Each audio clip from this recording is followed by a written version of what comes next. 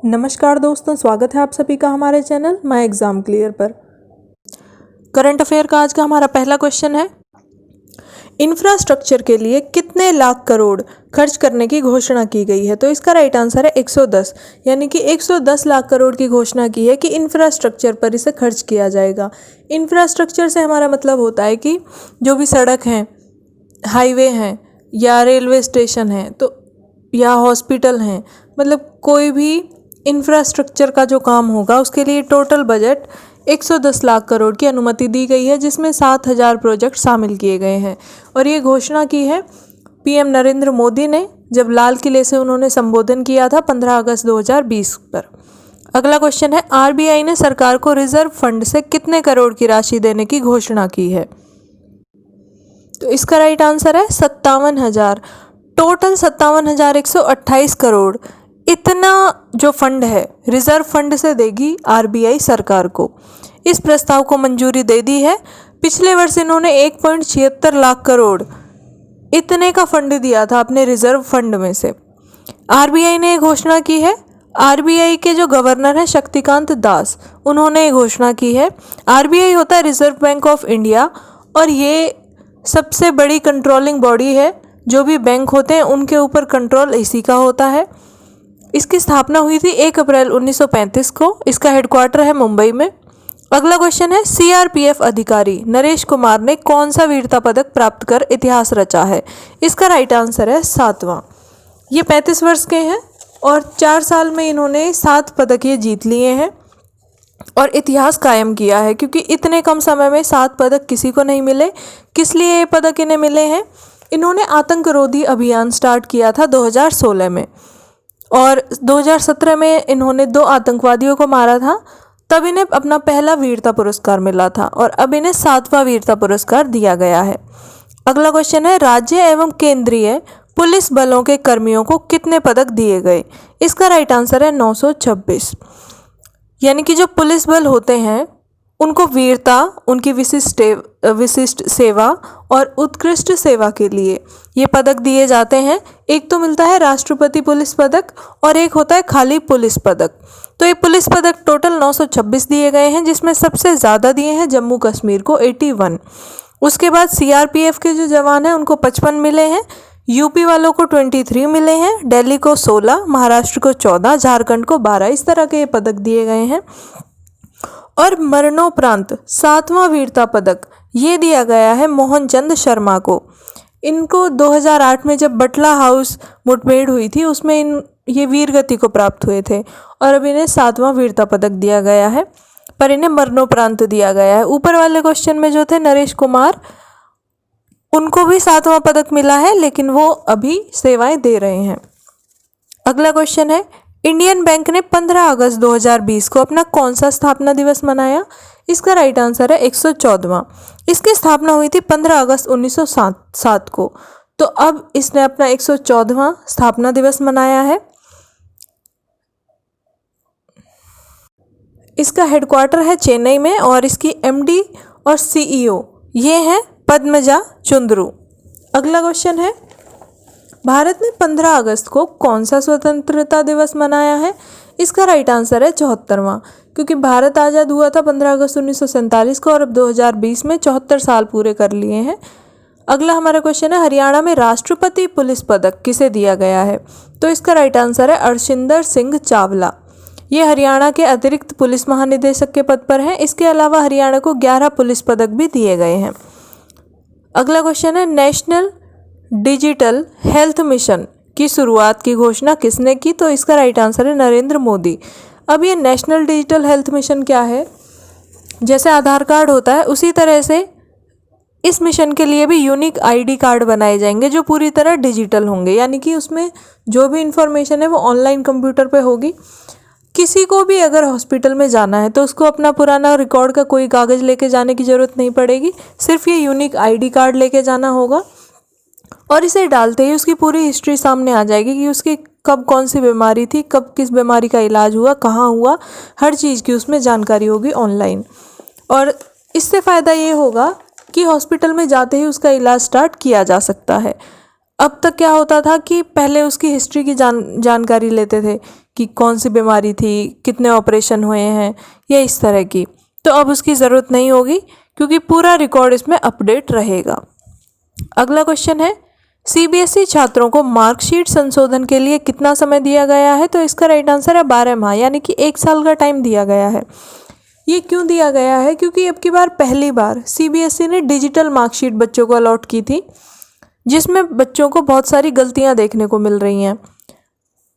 अब इतनी ज़्यादा गलतियां हैं तो उन्हीं को सही करने के लिए ये टाइम दिया गया है कि किसी की भी अगर मार्कशीट में गलती है वो अपनी रिक्वेस्ट भेज सकता है और फिर उसमें उसको सही किया जाएगा। उसके लिए 1 साल का टाइम दिया है। अब ये सीबीएसई ने दिया है। सीबीएसई की फुल फॉर्म होती है central board of secondary education. इसकी स्थापना हुई थी 3 नवंबर 1962 को। हेडक्वार्टर है इसका न्यू दिल्ली में और फिलहाल इसके चेयरमैन है मनोज आहूजा। अगला क्वेश्चन है, हाल ही में सुरेंद्र प्रकाश गोयल का निधन हुआ है, वे किस क्षेत्र से संबंधित थे? तो इसका राइट आंसर है राजनीति। ये कांग्रेस के थे और कांग्रेस के पूर्व सांसद थे। इनकी मृत्यु हुई है कोरोना की वजह से। अगला हमारा क्वेश्चन है, नशा मुक्ति के खिलाफ 15 अगस्त से कितने जिलों में अभियान की शुरुआत की गई? इसका राइट आंसर है 272। ये अभियान चलाया जाएगा 7 महीने तक। एम्स ने एक सर्वेक्षण करवाया है जिसके तहत ये 272 जिले नशे की वजह से सबसे ज़्यादा प्रभावित पाए गए हैं और इसीलिए इनमें अभियान चलाया जाएगा। पूरी लिस्ट बनाई गई है कि कौन कौन से ज़िले होंगे और ये अभियान चलेगा 15 अगस्त से 31 मार्च 2021 तक। इस अभियान का नाम होगा नशा मुक्त भारत। इसको परमिशन मिली है केंद्रीय सामाजिक न्याय एवं अधिकारिता मंत्री से, जो हैं फिलहाल थावर चंद गहलोत। इसके अलावा ये जो ज़िले हैं, हर ज़िले को 10-10 लाख रुपए भी दिए जाएंगे ये अभियान चलाने के लिए। और इसके अलावा जो भी 3 ज़िले सबसे अच्छा प्रदर्शन करते हैं उनको पुरस्कृत भी किया जाएगा। अगला क्वेश्चन है, फिट इंडिया फ्रीडम रन किसने लॉन्च किया? तो इसका राइट आंसर है किरण रिजिजू। ये किरण रिजिजू जो हैं ये भारत के खेल मंत्री हैं और इन्होंने फिटनेस को बढ़ावा देने के लिए ये फिट इंडिया फ्रीडम ये स्टार्ट की है। इसके अकॉर्डिंग जो भी सुरक्षा बल या पुलिसकर्मी हैं वो अपने अपने स्थान पर किसी भी समय दौड़ सकते हैं और ये रन चलेगा 15 अगस्त से लेकर 2 अक्टूबर तक।